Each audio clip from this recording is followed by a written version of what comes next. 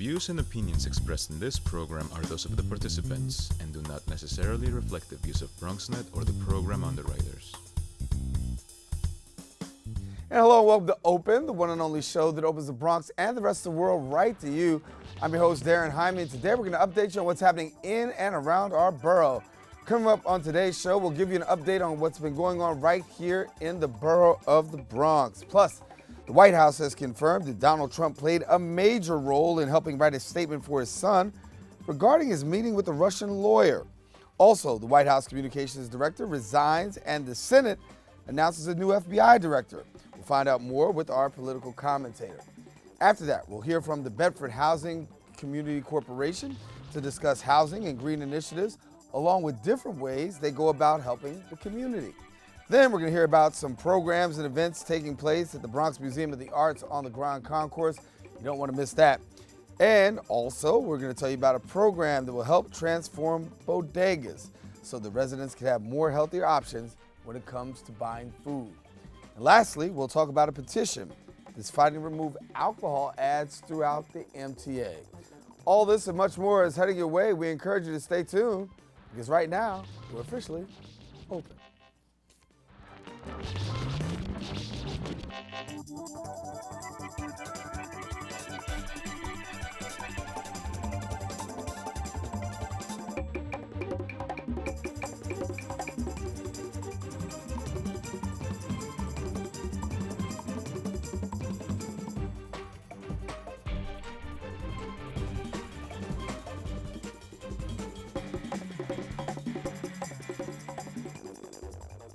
And hello everyone, I'm your host Darren Hyman, and today is Wednesday, August the 2nd.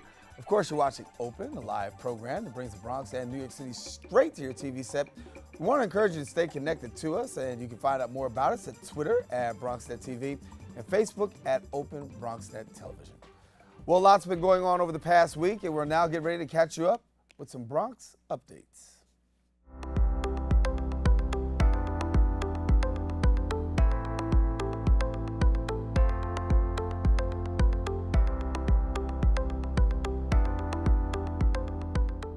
Well, as a part of the Not Number 62 campaign, Bronx Borough President Ruben Diaz Jr. has announced his office is providing $10 million of capital funds to parks over the borough throughout the funding year 2018. Now, since 2009, the borough president has funded almost $52 million, across 70 parks. This year, he will allocate nearly $10 million to 9 borough parks. Now, some of these parks include upgrades and redesigns for basketball courts at Seton Park in Riverdale, as well as 2 new pedestrian bridges for a new community access point, and 5 new acres of waterfront parkland at Starlight Park in Soundview in conjunction with the Bronx River Alliance. Now, the borough president says, quote, "We must make sure our recreational space is in good condition, inviting the public to do so that all Bronxites of all ages can enjoy it." Well, as we get closer to a new year, some parents could be glad to hear that the past year was the safest, according to city leaders, when it comes to New York City schools. Mayor Bill de Blasio, NYPD Commissioner James O'Neill, and Schools Chancellor Carmen Farina discussed the issue of school safety and stated the 2016-2017 school year was the safest on record in the history of New York City. Now, according to the Department of Education, there is a 5% reduction in the number of assaults over the year than before, an 8% decrease in school-related arrests, and an 11% decline in summonses.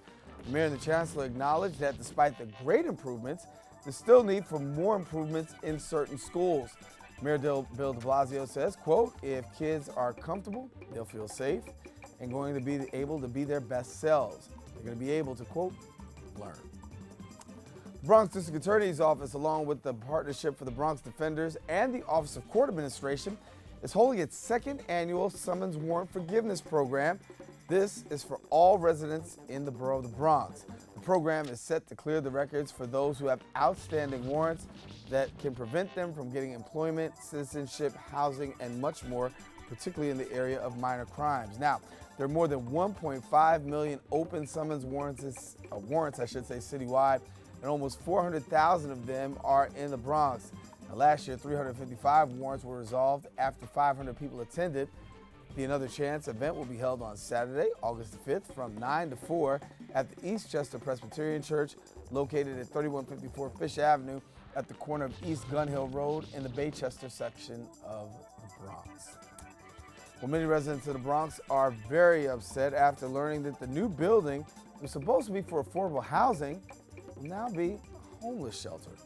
On Monday, Councilman Andy King and community members gathered together demanding that the city and the developer, Stage Group, or I should say Stag Group, go back to the original plan as stated in 2015. Now, many felt the plan was for market rate apartments. The Department of Homeless Services let out a statement saying that, quote, the community was notified about the housing nearly a year before the tenants moved in. In other news, Senator Kirsten Gillibrand held her first town hall meeting in the Bronx, discussing local as well as national issues. Our reporter Arlene Makoko has a story.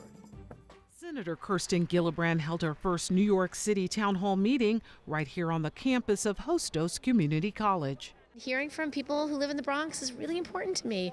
Their voices, their views, what they're going through, so that I can represent them in Washington, so I can have better ideas about how to solve the economic crisis. She fielded questions on a range of issues grabbing headlines both locally and nationally. Issues like health care being debated on Capitol Hill as Senate Republicans look to repeal and replace Obamacare. Hearing directly from my constituents is the best way to represent them. And with news of families impacted by new stringent immigration policies under the Trump administration, one woman shared she's been separated from her husband for 4 years. I've heard story after story. I'm reading about it in the paper. I'm seeing it on the news. I heard it from constituents here. Families are being ripped apart. And the ICE raids, the deportations, they're uncalled for, and they're not what the president said he was going to do. Among those there to welcome her, New York State Assemblyman Mark Jonaj, New York Public Advocate Letitia James, State Senator Gustavo Rivera, and State Assemblyman Michael Blake, also recently elected a VP at the DNC. This is exactly when you need leadership to be present. And Senator Gillibrand being in the Bronx today sends a message to Bronxites that we're listening, and they're able to have conversations around healthcare and immigration, around criminal justice, around education. This is why you elect people to fight for you, and the timing is critical, that we have to stay engaged, and Senator Gillibrand's going to make sure that happens. A warm reception for her first town hall meeting here in the Bronx, a meeting where her constituents were given an inside look at what's happening in Congress. For BronxNet, this is Arlene Makoko. Thank you, Arlene. And coming up next, we'll be taking a look, I should say, at the latest in politics. Stay with us. We're coming right back right after this. Wow, these are really good. You act surprised.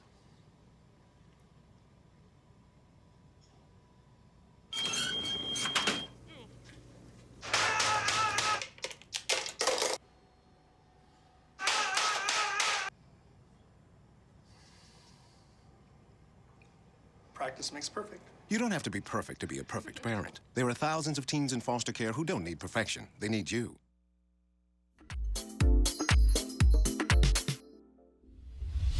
Para mí, lo que significa la comunidad latina es una comunidad trabajadora, una comunidad de fe, de familia, una comunidad de coraje. ¿Qué sientes cuando ellos te dicen, Rubencito, una foto, ven para acá, como si fueras el hijo de ellos?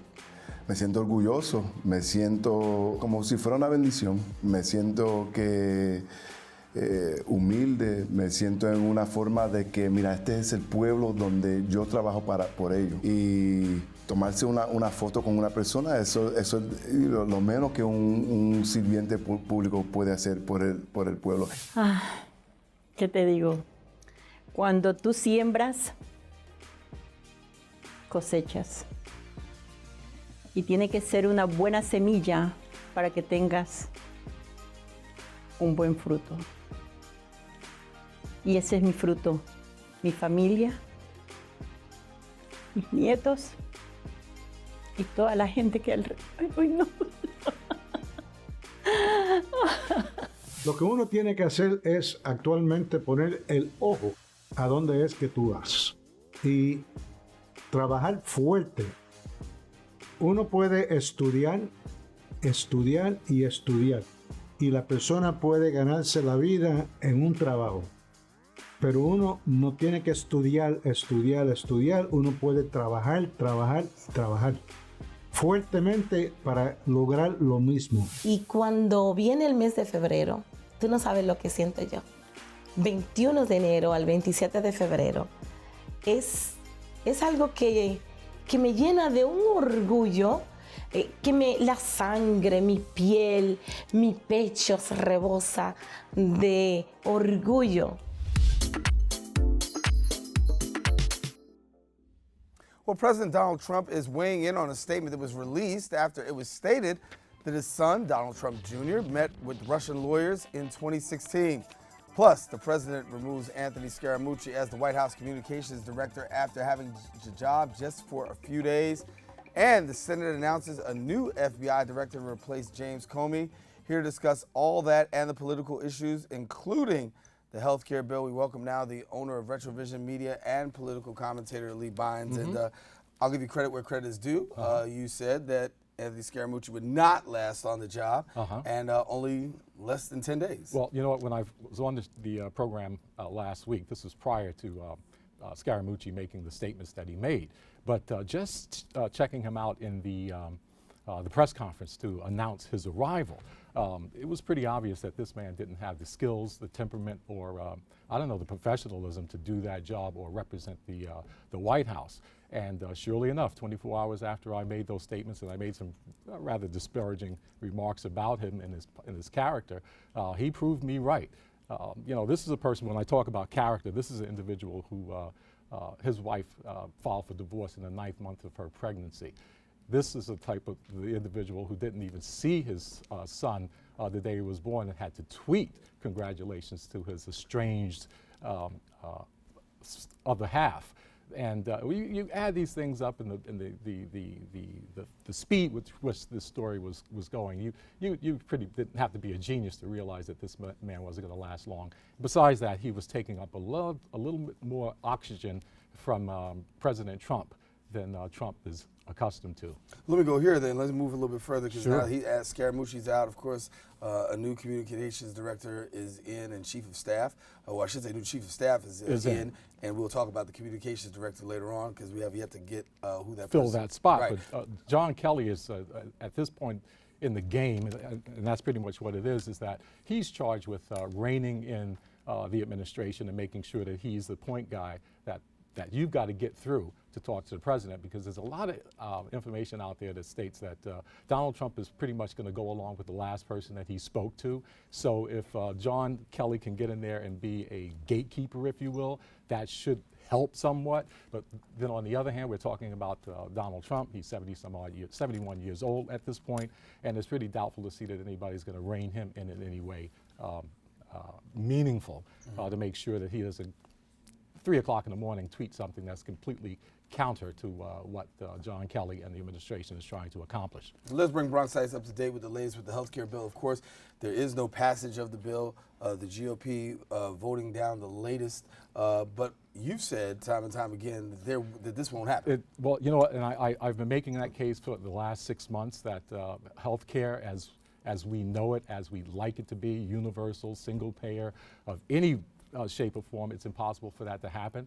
And in fact, the Democrats proved that when they held the reins of power. The best that they could get was Obamacare. When the Republicans came in, you're going to get even less.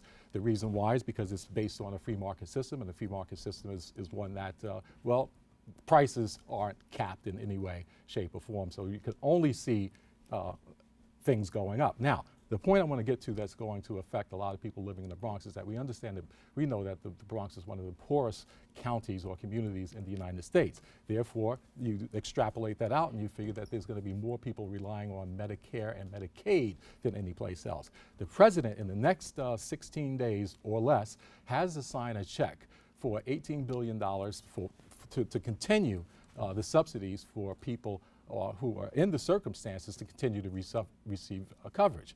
He's threatened that, well, you know what, I'm not going to send a dime out. I'm going to let Obamacare fail. What that means to people on the street is pretty obvious. You could get a letter in the mail saying that your benefits are, if you're in the individual market, has gone up substantially. Some people are saying as much as 20%. And if you're on Medicaid, you may be pushed off of that coverage completely. Now, in order to mitigate the damages, Congress has come out and said that they're going to find a way around the president, allowing this plan to collapse by coming up with something. But the problem that I have with that is that Congress is only acting because the president also promised to affect their health care packages, and their prices, their premiums would also rise as well. So all of a sudden out of the gate, they want to pull something together. What they're going to do that they couldn't have done prior to what's been happening thus far is a mystery. It's also interesting. It's also interesting to note that when you talk about the Congress and the Senate, all elected officials out of Washington D.C. do not have the same health care plan as average Americans. And that's one of the reasons why the president has some leverage in terms of trying to force them to come up with something immediately. The problem is, if my analysis is correct, he's placed them in a position that they cannot come up with something, and that's the reason why after 7, 8, 9 years, the Republicans are still having this conversation, having this debate, or having this discussion on how they're going to bring health care, affordable health care, with substantial benefits to all Americans. It's just not possible in this environment, and until somebody comes up with the cojones, if you will, to attack the root cause of the problem, which is costs that continues to rise, this is the situation we're going to be in, and this is the situation that's going to exist, despite the fact that existing plans and platforms, healthcare outcomes are better around the world. And the Democrats, let's not say the Democrats, let's say Bernie Sanders particularly, and those who are moving in the progressive direction, have come to the conclusion after looking at other plans around the world that, wait a minute, we can have some common ground here. Why don't we find a way to lower drug prices? Bernie Sanders had a plan on the table to import drugs from Canada, which would be a third, a fourth, maybe 50% less than what you're paying for them here in the United States. That was voted down by other Democrats. So if you really look at this whole process, there's a lot of moving pieces in healthcare. One of the major ones that I would suspect is that the Democrats and the Republicans are, I hate to be a conspiracy theorist, but perhaps these people are working in concert together behind our backs, because if there's any way to get this done and put this issue to rest once and for all, it's got to be done through some sort of government intervention.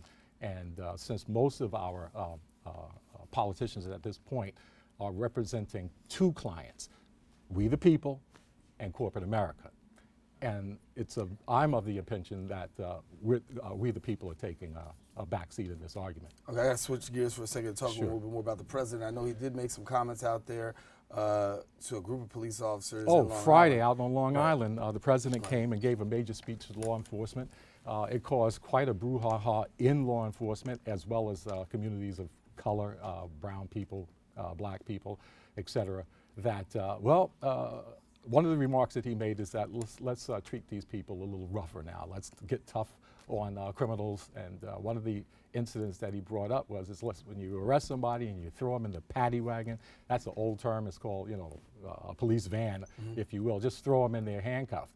Well, although the police standing behind him gave him a tremendous applause, my thinking went back to a particular case in Baltimore. A young man by the name of Freddie Gray was treated exactly that way. He was thrown in the back of a police van, he was handcuffed, and then thrown in the back, and because of the ride to the station, he suffered significant injuries, and that literally caused his death.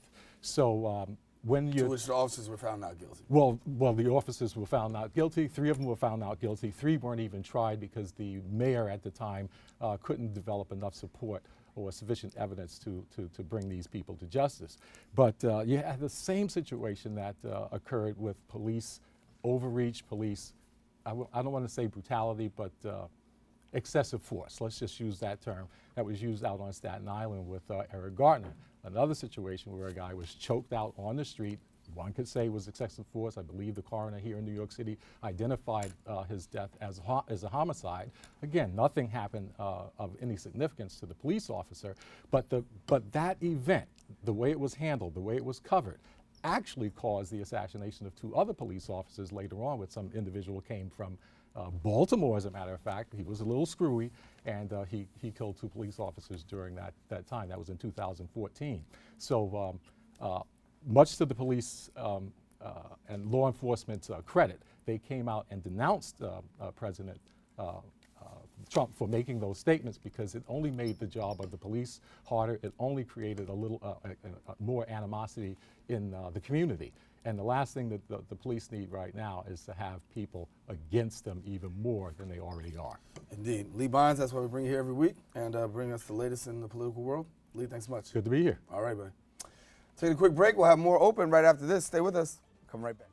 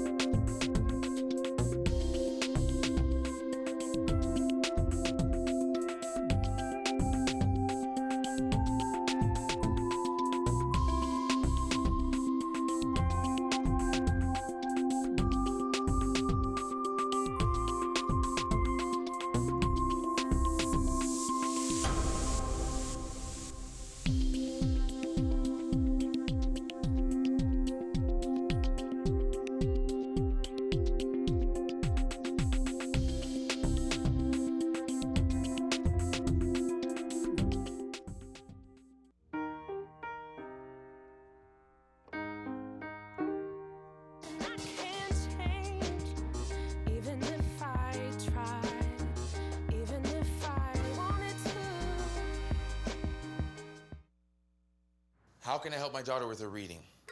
Searching for help with Dachshund Reading. No. Let me try. Sarah's bright, but when she's reading, she has trouble sounding out words. Playing world music. What? I give up. Wait, I was trying to show you how Sarah feels every day. Frustrating, isn't it? Redirecting to understood.org. Join parents and experts at understood.org, a free online resource about learning and attention issues to help your child thrive.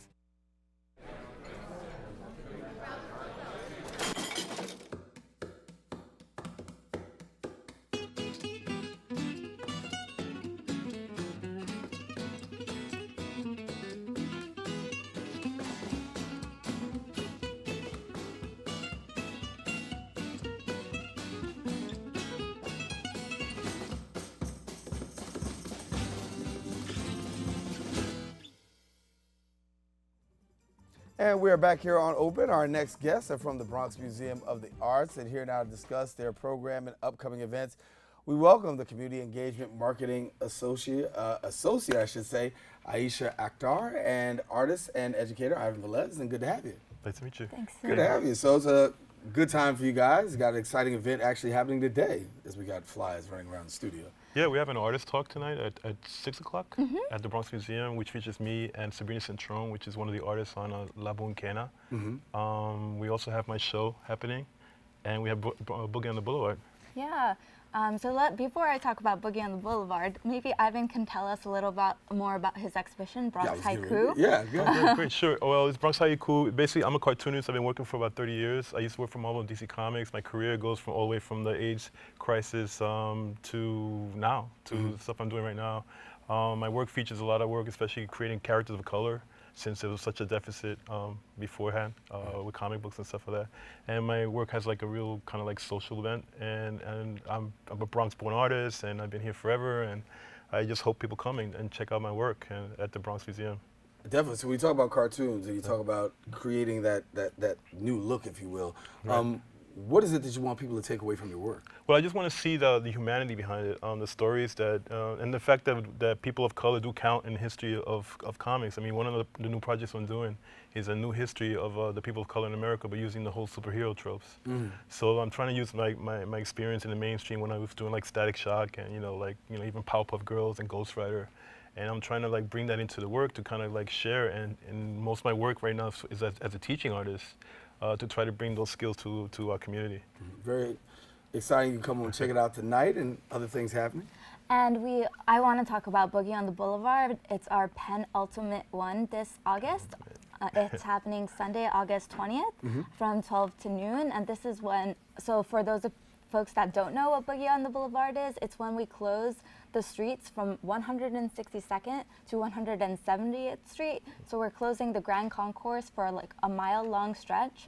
And Bronx arts organizations like the Bronx Museum and Bronx Health organizations are going to take over and get people to move across those streets. So the last time we had, in order to activate the streets, we had 2 marching bands. One was Fogo Azul, the other was Batala, and they really like made the streets come alive. You could hear them from blocks away, and it was amazing and really fun. There's going to be fitness activities like yoga, dance, and lots of art happening as well. It's a beautiful party. Yeah, and a great arts awareness, because I mean, we're a borough that's full of parks. We've got a lot of great things happening, but when it comes to the arts, sometimes we don't always promote as much. But talk to us about those crowds out there, because they do come and they gather right there. Yeah, we had about 2,000 people come out last time, and we're expecting more. And yeah, we have lots of fun things, family activities like face painting, and going on. We also have a runners group that'll run a two-mile loop around, and anyone can join. It's everything on the Grand Concourse is free for the entire day, and yeah, it'll be lots and lots of fun. Talk about being a cartoonist, because obviously a wonderful career. You know, Marvel Comics was my thing too. I love you know, watching and reading and seeing the art. But talk to us about the fact of what that means for kids. Because it's a big thing in the life of kids. It is a big thing. It's part of our culture. It's American mythology. And the thing is that I want kids to understand that they're a part of it too. I mean, when I was a kid, there were no characters of color at all. There were no superheroes of color, which is a shame and a kind of crime against a kid of color. So right now, I want us to see that not only are they part of the mythology, but they can create their own mythologies too. So that's part of my work. And also to be a cartoonist. I mean, nobody. We need more skills. I was the first Latino to write a regular title in Marvel Comics back in the '90s, and that's kind of late. You know, so it's getting better now, and I'm hopefully the little bit of work I do is making it a little easier for people. And so the exhibit today, and talking about today's event, give us a little bit about what you want folks to really come home with and take home from the whole gathering. Well, you know, a lot of my work is adult oriented too. I mean, we have drinking drawers at the museum as well, which we're having next month on the 29th. So it's like some really grown-up work. And I want to understand that a lot of the adults who bring the kids want to have classes too. So this talk is more geared towards adults. Towards the kind of like, because I've done a lot of stuff for, like, I've got the gay community, social health, just creating all the kind of stuff that we have a dialogue around using the comic form. So hopefully when they come in, they can inspire it and maybe kind of use the art form to kind of, you know, do their own dialogues. Definitely. Well, art and dialogue is definitely a good thing to have. Yeah. And when we have these gatherings, of course, seeing people come together, watching art, and at the same time having the discussion about it, you know, people come away with a different perspective. So give us a little bit before we leave out of here about you have some other upcoming events. Well, well, we do have Mr. Popple, Mr. Popple's drinking drawer. Mr. Popple's drinking drawer. That happens on the 29th of September, and that's like part of my show too. And we do these events like at the Andrew Freeman Home Bronx Museum, where we have an actual drinking drawer. People come and have a few drinks. We have models pose, and you know, have a really good time, and it's free. Yeah. And also Pleasant Surprise. Yeah. And we also can't forget about our current exhibition alongside Bronx Haiku is AIM. Yeah. The exhibition title is called Bronx Calling, and it features 72 AIM artists, and AIM is Artists in the Marketplace. It's an amazing show. We just had our open house which had 2,000 people come to the museum, and it's an amazing exhibition featuring young emerging artists. And so come support your local. What better way to come to support your local artists and come to the Bronx Museum and see what the work they've done. And so for people who want more information, what do they do? Well, you can go to the website, which is www.bronxmuseum.org. or you can check out my website, which is www.planetbronx.com. There you go. Well, thank you both for coming to share with us. Best wishes tonight. Thank you. And I hope all goes well. We'd love to see you soon. Thank you. All righty. Listen, taking a quick break. We got more shows. Stay with us. We'll come right back right after this.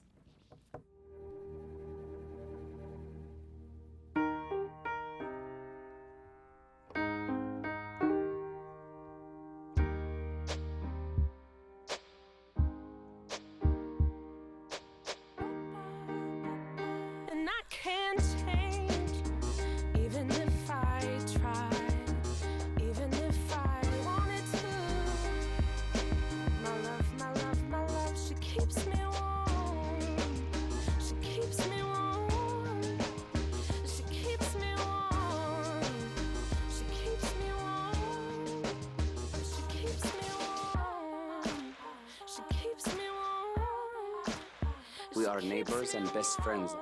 I love my sister. My heart doesn't see race. Love is love. Our family is no less than any other family.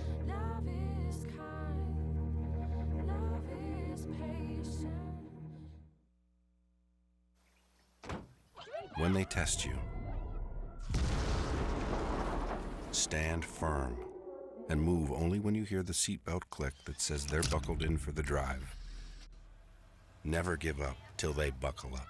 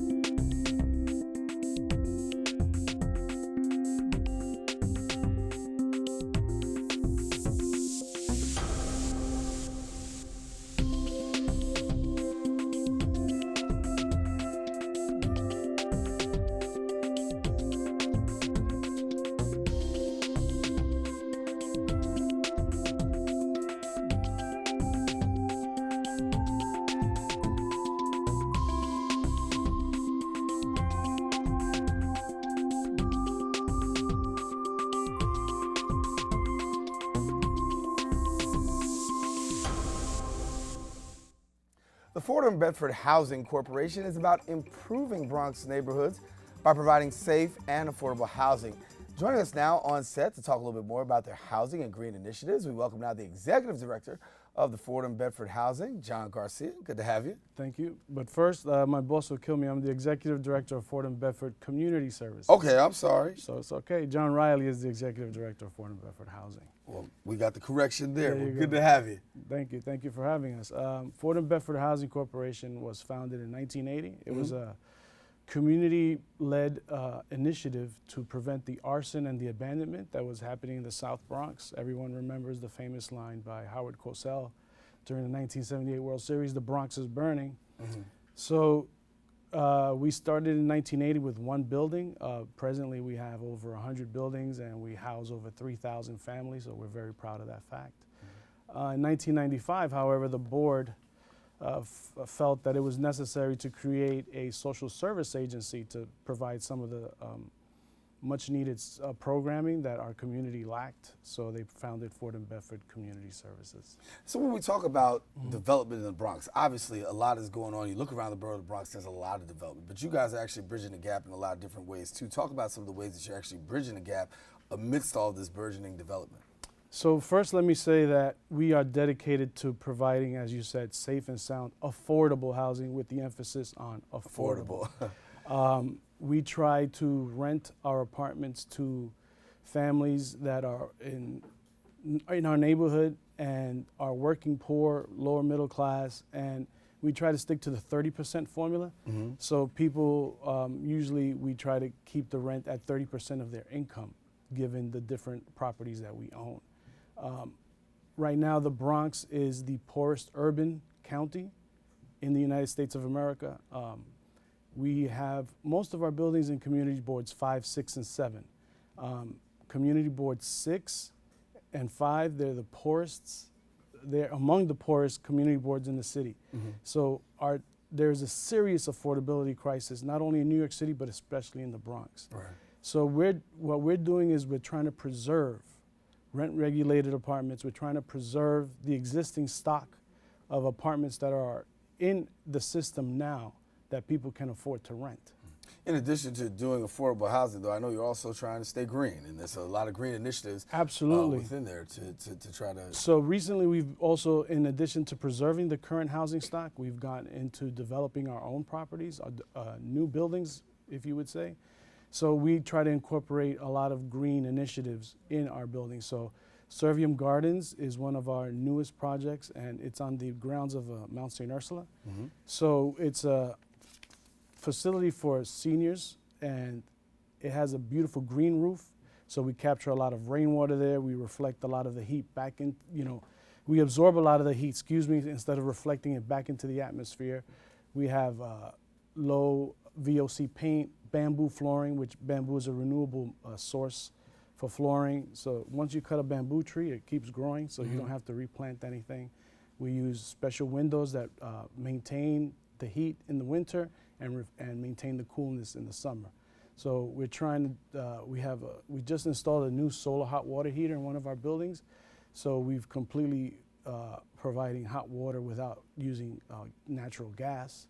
So we're trying to do all the things we can, not only to preserve the affordable housing stock we have in the Bronx, but also make it greener.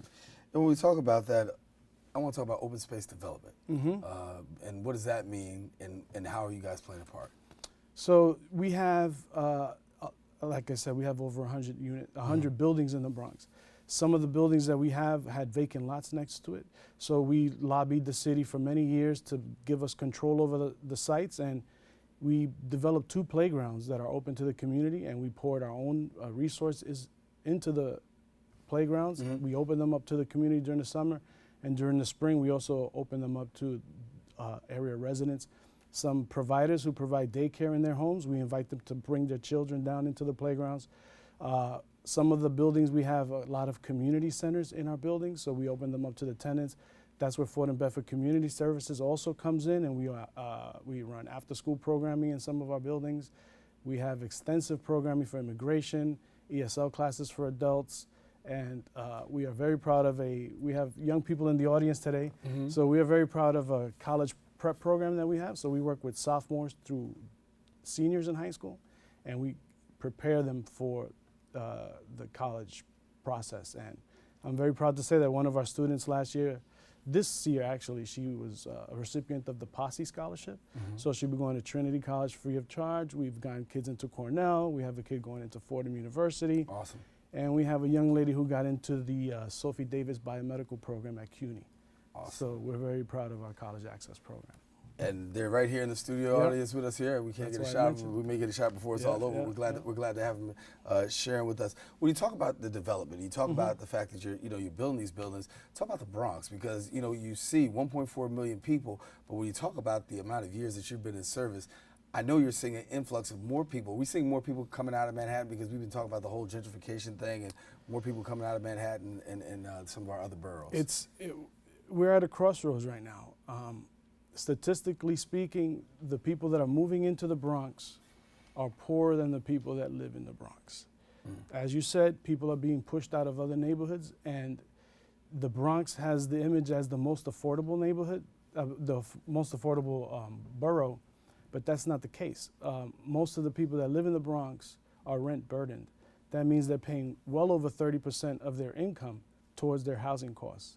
So people are coming to the Bronx because they think it's cheaper, but the people who are coming can't afford to pay the rents that these private guys are asking. So there's a serious affordability crisis, and we can see, as you mentioned, about a developer who was building a building and now is turning it into a Department of Homeless Services shelter. So when you have developers building buildings, then taking them offline, and not giving access to people who need the services, then the problem gets worse. For people who want to get in touch with you, how do they get in touch with the corporation? So they can go to our website, www.fordham-bedford.org, or they can reach us at 718-367-3200. Well, thank you for coming, John, and also thank you for bringing our studio audience No, today. no problem. Hey, Thank you. good to have you. Likewise. John Garcia here with us. Listen, stay tuned. We got more show coming up right after this.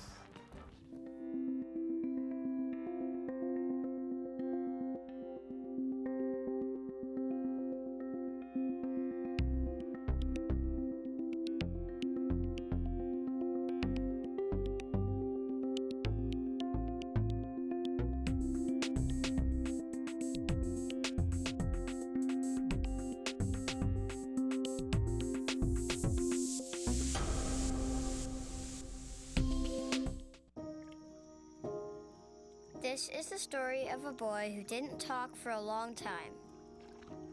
The boy liked things to always be the same. Any changes would scare and upset him. The unknown was an unfriendly place.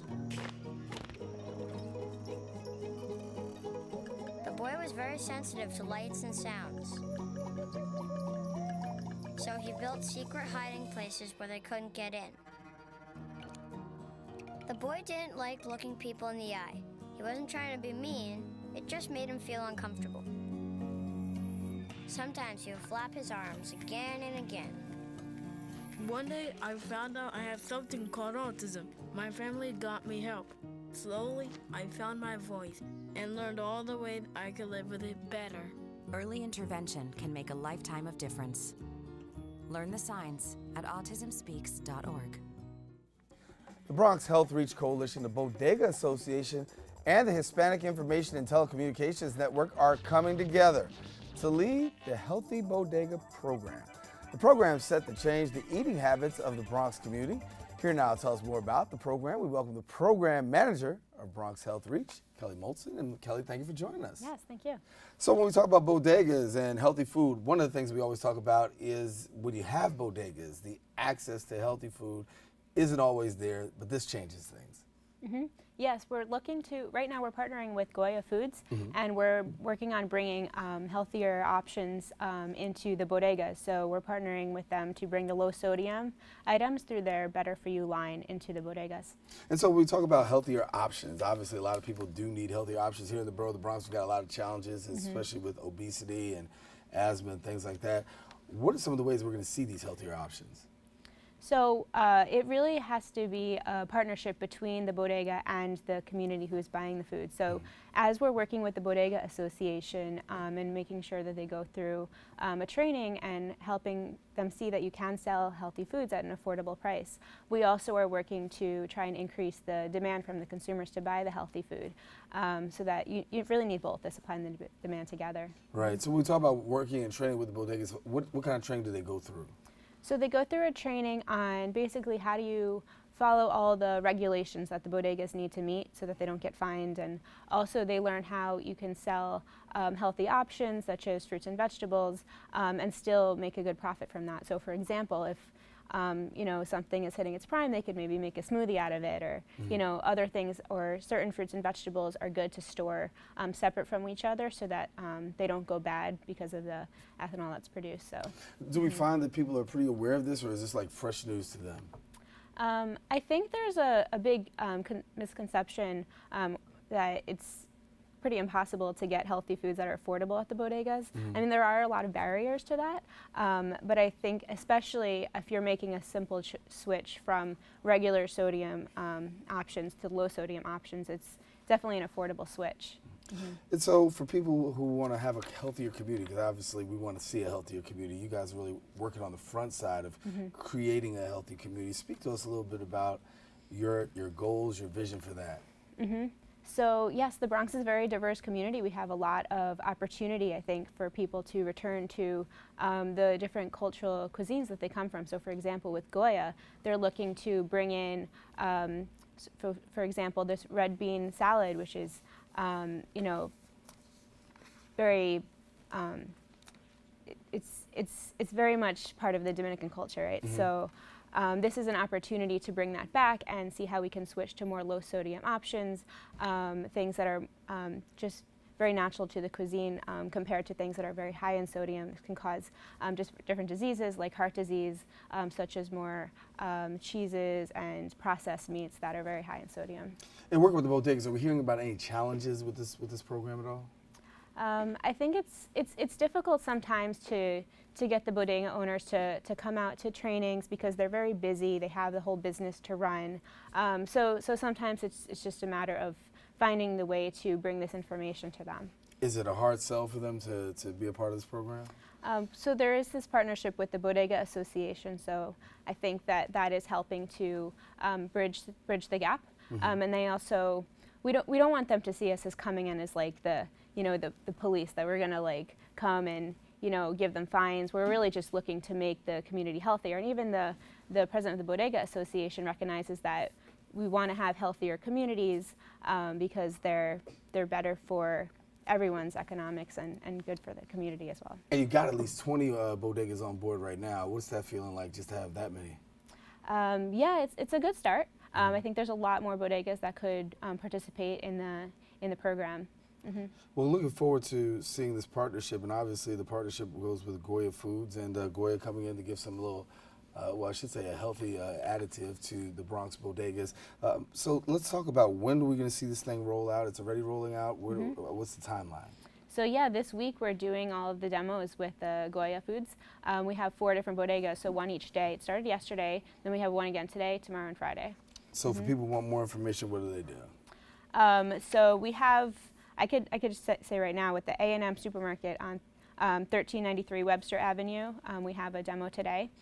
Tomorrow we have one Maranta Mini Market at 1000 Ho Avenue, and Friday at Mi Parada at 860 East 180th Street. So 3 ways that you can get in and get involved. Kelly, thank you so much for coming and sharing with us. Yeah, no problem. All righty, Thank you. Kelly Moulton. Listen, taking a quick break. We'll be back with more Open. We encourage you, stay with us. We're coming right back right after this. There's one thing you can never have sex without. It's not something you buy. Or something you take. In fact, there's only one way to get it. It has to be given to you, freely. It's consent. Because sex without it isn't sex. It's rape. Consent. If you don't get it, you don't get it. It's on us to stop sexual assault. Learn how and take the pledge at itsonus.org.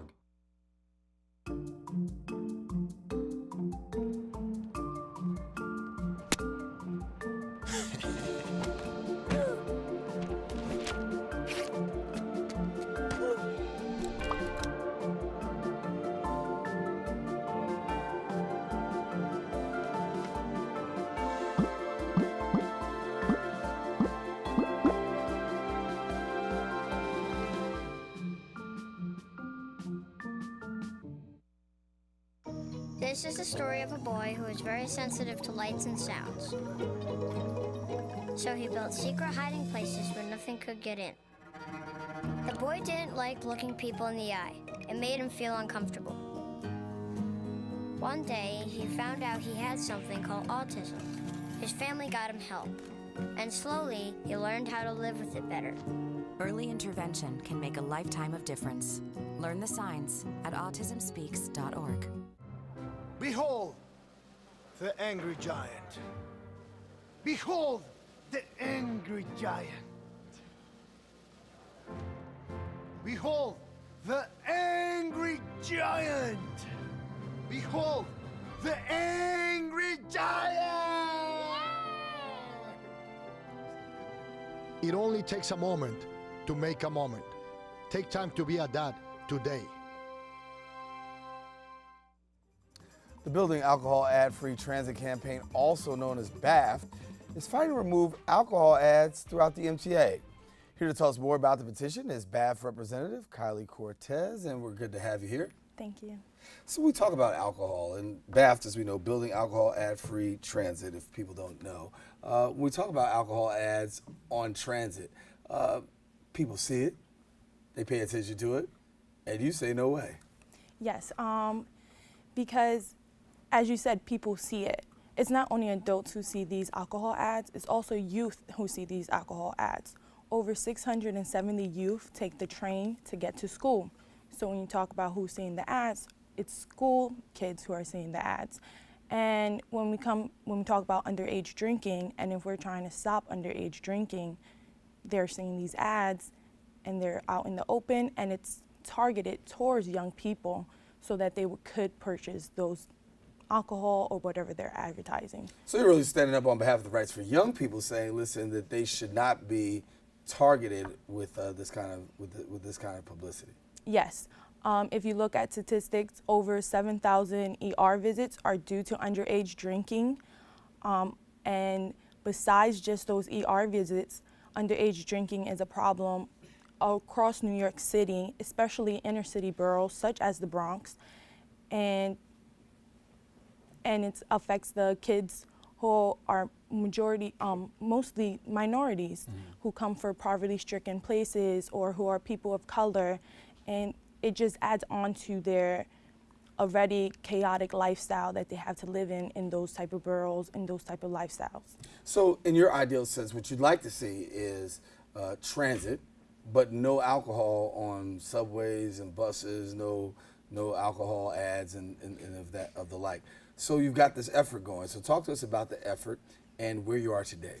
So it started a couple of years ago, and basically what they do is obviously they have to get community signatures, they have to go around talking on behalf of why they should they take the alcohol ads out. They have to do research on showing proof on how this affects underage drinking and even adults in general. They also have to, we've done rallies in City Hall in front of the MTA building, and we've even gone to public hearings in the MTA committee hearings where we, as whether you're a community or working for BAF, speak on behalf of why this should happen. So when you speak, what's the reaction that you get from people? So last month, actually 2 people on the community of MTA actually agreed that we should further look into taking alcohol ads out of the MTA.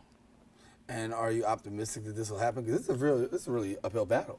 Yes, I'm very optimistic, because if you look at something not very long ago that happened, they took off tobacco ads from the MTA property. And so if you can take something that brings on a lot of income for the tobacco industry, and they took that off of MTA property, then something like alcohol can happen as well. How do you feel what are the effects, if you feel, of having these alcohol ads? Because they're out there, but what are the effects? So I work closely with the young generation, ages 8 to 19. And we once took these children, 2 different groups, around 8 to 13 and then 14 to 19, around their community to see how alcohol targets them as a community and as young people. They've taken pictures and they realized, well, these alcohol ads, they affect me because they put it next to juices or they'll put it next to toys.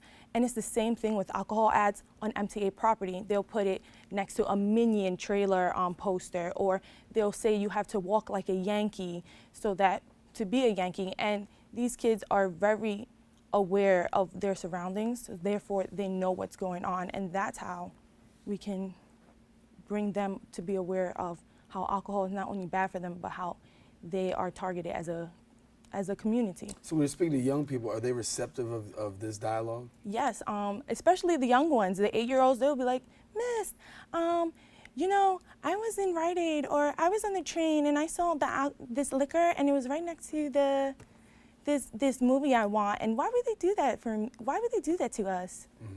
So they do get the message. Yes. So as the message is being rolled out, obviously you're trying to get more and more young people aware and then also on board with what you're doing. What are the efforts to really get more people behind you? We just, like I said earlier, we go around, they go to different organizations, they make their statement. They're very big on social media, making sure young people and adults use hashtags like MTA, we don't want you, don't ruin our kids or something like that. And they're just very big in spreading the word so that we can have more people on board for our cause. So if people want to get involved with the cause, what do they do? You can follow us on Twitter at BAF Yes, just at Bath Transit. And they'll have events such as rally meetings or public hearings, or any other way you will want to get involved with the cause. They'll have that information on there. Do you find that there's a lot of challenges in getting the message out and also getting the message to be received? Like, for instance, you talk about that. Talk about elected officials, because obviously I know that you've championed them and tried to get them to be involved with that. What's been their response? We've actually have many co-sponsors from the city council resolution. So a lot of city officials are on board, especially in the Bronx and the inner city, like Queens and Brooklyn. They're all involved, and they want to push this forward. Do you think we'll see something happen in the near future? Yes. How soon? I don't know. See? Well, you keep talking, keep spreading the message, Yes. spreading the message out, and you get more people involved. So when you talk about the young people's engagement, you said anywhere from 8 to 19 is what you're saying in terms of your reach and who you're trying to reach out to? No, it could go as young as 4 to 21 to 25. Young people is a grand scale of ages, and so they can just reach all across. Well, we thank you for coming and sharing with us here on Open, and certainly we want people to become more involved and know a little bit more about this. As she said before, the tobacco ads that once on New York City Transit have been removed. Now we've got alcohol ads, and Kylie says that hopefully the alcohol ads can be removed as well. So you feel like you're putting on more pressure than the tobacco people? Maybe, yes. We're optimistic, but we'll see what happens, okay? Thank you so much Thank for coming. you. All righty, Kylie, thank you so much. Well, listen, unfortunately, we have come to the end of our show today. I want to thank our guests for joining us. Most of all, I want to thank you, the viewer, for tuning in. Now, if you missed any part of today's show, you can catch the Recablecast at 5 and 10 p.m. on Cablevision's Channel 67. If you have Verizon Fios, that would be Channel 33, or anytime. You can always check us out on the web at bronxnet.org. We want to thank you for watching this episode of Open. I'm Darren Hyman, reminding you stay safe and keep this channel wide open. Take care.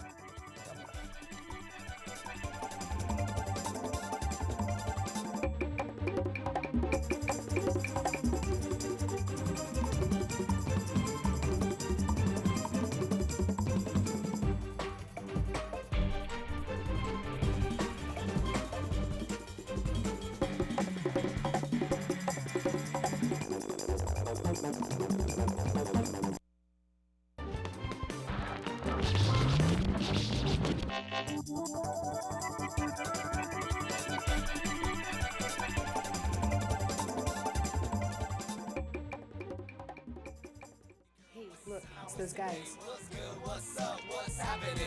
Let's hit those pearly whites, man. Yeah. Boys, check it. Yeah.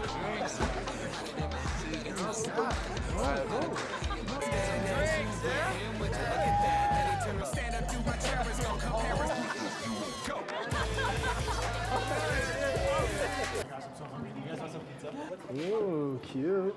Are you good to drive? I'm fine. Hey girl, what's up? What's the name? What's good? What's up? How many did you have? I should be fine. You should be. Sir, go and step out of the vehicle for me. Yes, sir. See ya, buddy. Today, Sean's got a hearing. We'll see how it goes. Good luck. So turns out, buzz driving and drunk driving, they're the same thing, and it costs around $10,000. So not worth it.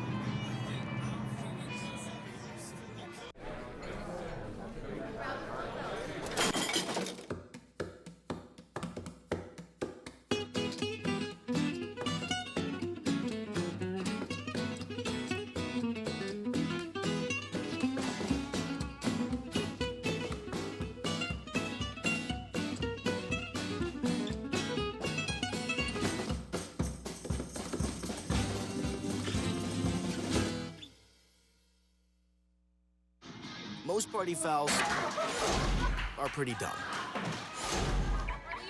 But if you decide to drink and drive underage, you could lose your license and your freedom. Underage drinking and driving, the ultimate party foul.